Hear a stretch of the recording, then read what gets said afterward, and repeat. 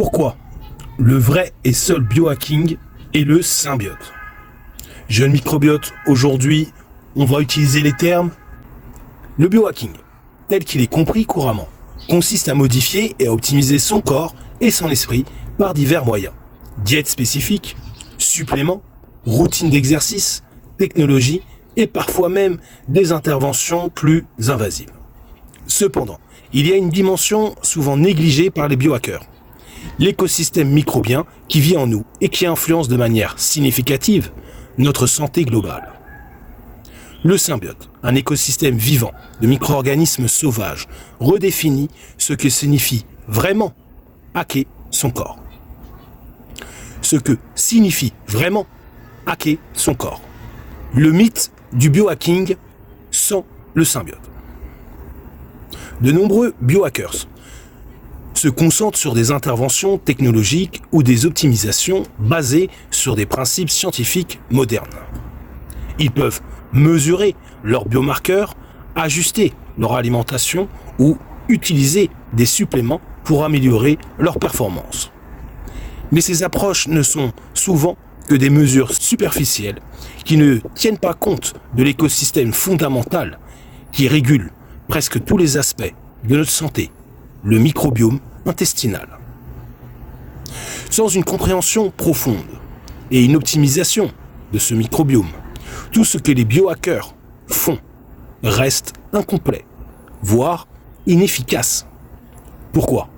Parce que le microbiome influence directement notre digestion, notre immunité, notre humeur et même nos performances cognitives. Un microbiome déséquilibré peut annuler tous les bénéfices attendus d'autres formes de biohacking, laissant les biohackers avec des résultats mitigés ou temporaires, voire négatifs. Le symbiote, l'essence du biohacking. Le symbiote n'est pas un simple supplément probiotique.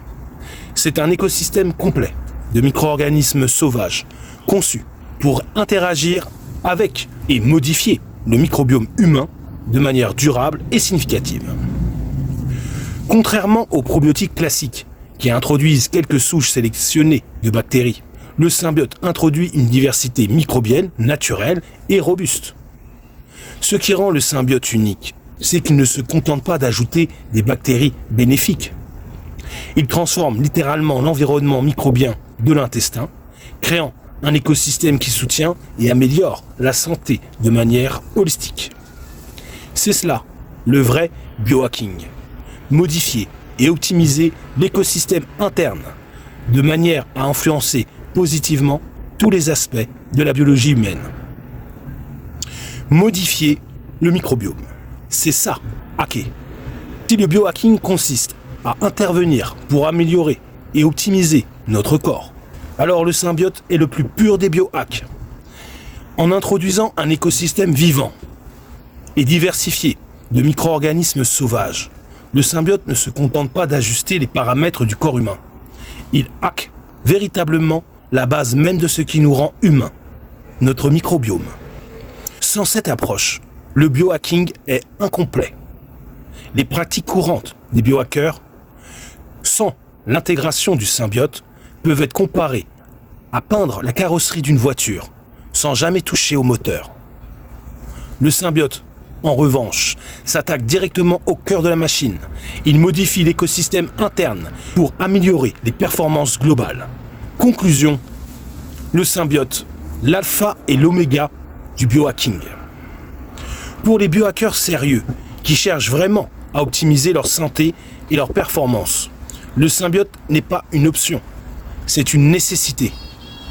En rééquilibrant et en renforçant le microbiome grâce à un écosystème vivant de micro-organismes sauvages, le symbiote permet d'accéder à un niveau de biohacking authentique et profond.